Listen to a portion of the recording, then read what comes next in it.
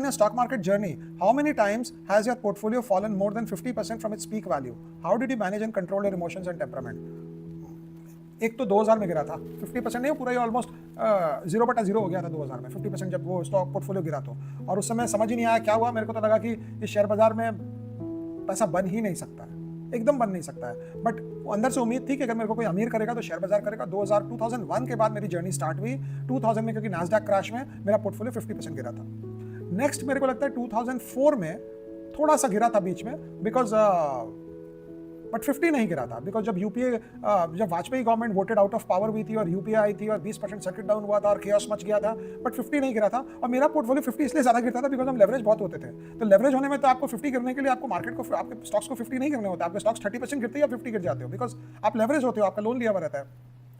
Fast forward 2008, उस समय हमारा पोर्टफोलियो गिरा 60% गिरा। तो उस समय ये जरूर एक मजेदार किस्सा, आपको मजा आएगा सुनकर। तो उस समय ये जरूर हुआ कि उस समय मैंने सोच लिया कि शेयर बाजार से पैसा कमाना आसान है, रखना आसान नहीं है। तो 2000 में मैं तो लगा पैसा बनता ही नहीं है यहाँ से।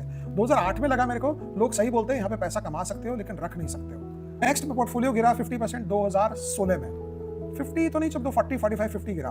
वो mid cap small cap crash किए थे और हमने बहुत ही बेकार कंपनियां ली थी। क्या बेकार कंपनी ली थी, अब कंपनी वाले मानहानि केस कर देंगे, लेकिन गलती हमारी थी। एनालिसिस बेकार थी, कंपनी बहुत अच्छी थी, बहुत एक्स्ट्रॉर्डिनरी कंपनी थी, हम एनालिसिस बेकार किए थे। चलो ऐसे बोल देंगे तो इस पर कोई मानहानि का केस नहीं होगा।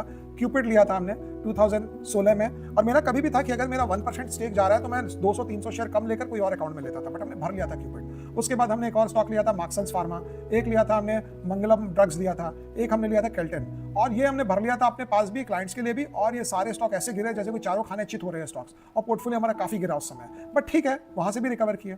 उसके बाद 2020 कोविड के समय फिर पोर्टफोलियो गिरा 50, 55, 60%। लेकिन 2020 में जब गिरा ना, तब तक पक्के हो गए थे, मुझे था यार जैसे यहाँ टिके रहना होगा, पैसा बन जाएगा। फिर 2022 में 50% तो नहीं गिरा, बट काफी गिरा पोर्टफोलियो, ऊपर से करीब 40% गिर गया था 2022 में। 2022 में पोर्टफोलियो वाज डाउन 40%। तो उस 2022 I was very sure that we are going to recover back, और अभी भी आज के दिन भी हम रिकवरी हमारे प्रोसेस में ही थी और रिकवरी हुई भी है। बट बात यह है कि मार्केट में 2-3 बार नहीं, 4-5-6 बार 50% गिर जाता है। और इसमें वॉरेन बफेट का एक कोट जरूर है, if you can't see your stocks down 50% without being panic stricken, you don't have any business of being in the market. मैं पैराफ्रेज करके बोल रहा हूँ, बट उन्होंने यही कहा कि 50% तक अगर तुम्हारा शेयर घट जाए तो तुमको डरना नहीं चाहिए, अगर तुम्हारा लॉन्ग टर्म व्यू है तो।